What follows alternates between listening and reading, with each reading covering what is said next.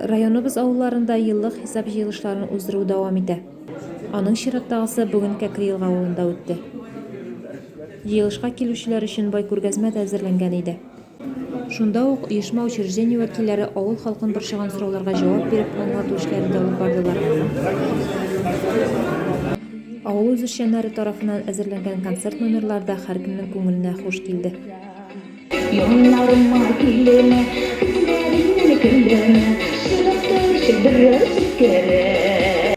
Кәкре Елга районыбызда иң төзек барлык уңайлыклары булган авылларның берсе. Ел саен җирлеккә кергән Кәкре Елга, Кәтем, Якты юл авылларында юлларны төзекләндерү, социаль объектларны яңарту эшләре алып барыла.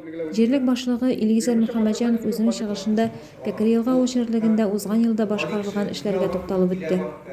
Хисап җыелышында район башлыгы Марсель Шәйдуллин да катнашты.